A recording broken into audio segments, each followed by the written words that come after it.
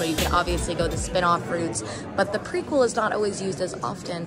Why do you think that was so perfect for these characters, for this world, and for the fans?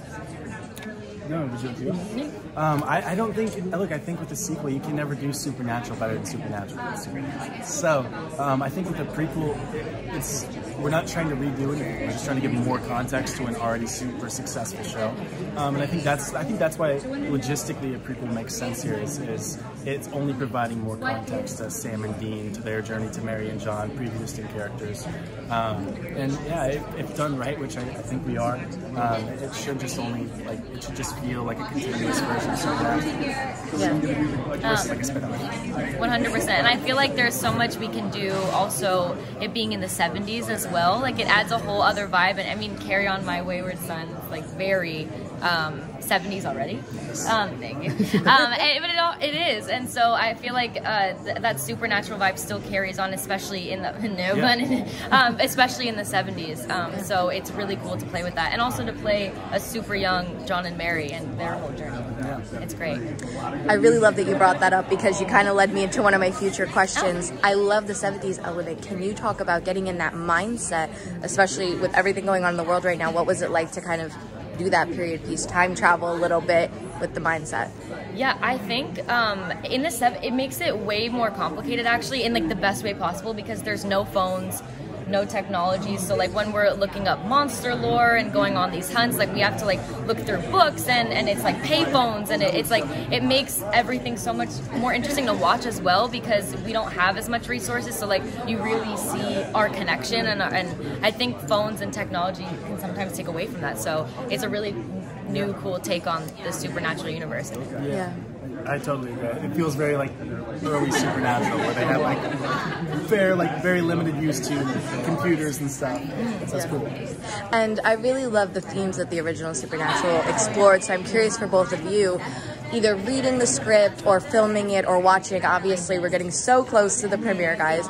But watching the episodes, what is one theme that you were so excited to either explore or see how the fans resonate with it? Well, through the character John, I'm really excited to get to explore like PTSD and really get to tell as much as we can our version of what that looks like. I think it's really cool to touch on mental health. I feel very privileged to be able to do so. Yeah, definitely. We touch on that a lot, and I really like, especially with Mary and John, they have so much that happened to them in their families, with their parents, and the way, at least for Mary, in the next coming episodes, like how they portray her journey and everything she's been through is just so beautiful, and kind of like how trauma and pain really shapes you as a person, and I feel like we do it in a very beautiful way, and I'm really excited for people to watch it, and I hope people can feel comfort in that. Amazing. Yeah. And lastly, you know, I have to imagine the process is so much fun, reading it, filming it, and then seeing it come to life. Is there a scene that you haven't seen yet, or read the script but haven't filmed yet, that you're most excited to sort of see come to life? You could tease, obviously, no spoilers, but little teases. We have episodes, like we've had some really cool episodes for each of our characters. I'm really excited to see how 4 translates to the screen. What do you got? It's gonna be incredible.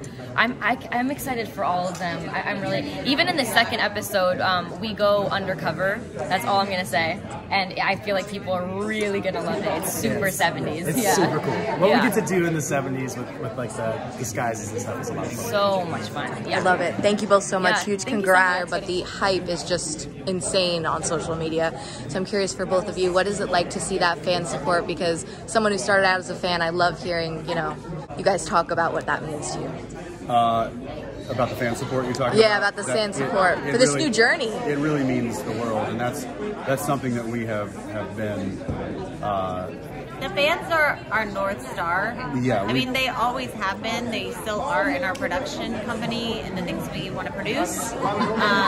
They're our North Star for the business we run, that is selling beer. They're our North Star for a lot of things, and it's because they've become a family to us. I mean, if you're involved in the fandom, then you know that it's a family.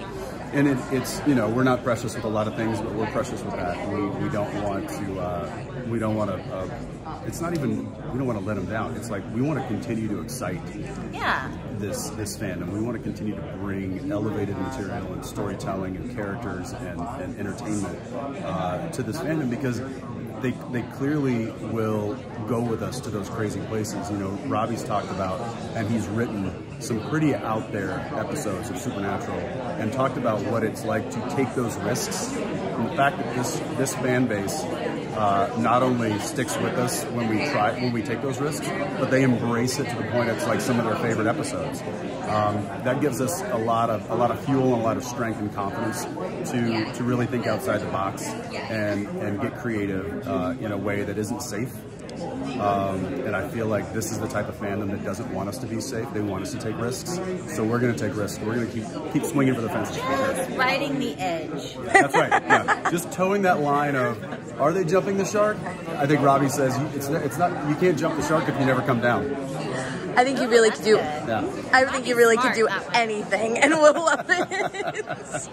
But what I really love is the prequel nature of it, because there's so often spin-offs, but I think a prequel provides so much extra context that we loved about the original show. And I also love that you both are involved. I think it's so important to have people from the original show involved rather than someone else trying something completely different. Can you speak a little about the decision to go that route rather than a spin-off or something completely new with, no known characters? Yeah, I mean, it all kind of started when the pandemic hit, and she and I just had a lot of time to sit and talk and think and spitball ideas, and I think it came out of the discussion of, so Supernatural's going to end.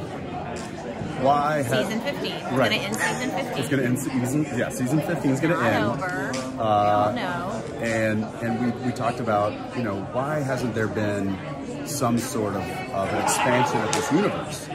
And we know that there was an attempt early on with Bloodlines, and we know that there was an attempt with Wayward Sisters, and I still think that one should have probably gotten an opportunity. But we started discussing kind of the why and what would it look like if there was one, if there was an expansion of this world. And we had talked about Castiel's Garrison of Angels or other ideas, and we kept coming back to the story of, well, what if it's the story of how I Met Your Mother, kind of a thing. Perfectly put. And one of Jensen's all-time favorite shows. I did watch a lot of that. I'm not gonna lie. So she was like, and it's perfect. It takes place in her favorite era, clearly, the 70s or early 70s, late 60s, and so. We started just spitballing the idea of what that would look like. And it's still about love, because Supernatural was about brotherly love. And of course, I'm like, oh yes, and we can get like even more cars, and we can get music, and we can make it all analog. And then she's like, but it's a love story. But the heart is still there. Right. It still has that, and I think that's what people love about it the most. You have two characters who are gonna, in addition to Castiel. Right. yeah, but you have two characters who are going to fight. All of the the unimaginable. Are you about to do a spoiler? No. I'm just like waiting for him to do it. She's waiting to go like this. I know, yeah. It's because when you talk about Supernatural, it was really about the brothers fighting the unimaginable, but always doing it for each other, fighting to survive and fighting for each other, and that's what we have with this. It's just, instead of it being brothers, it's mom and dad. Yeah. Thank you both so much. Huge congrats, and it's well deserved. I can't wait for everyone else to see the show. Thank you. Fanboys, professional artists, and professors. Maybe a nerd who's just like you, talking about the things that you like too. So I invite you to the NOC. In full color, you see me. The hard knock life, comics, movies, and TV. Yeah, pop culture with a different perspective. Watch it on your screen, hit play, so check this.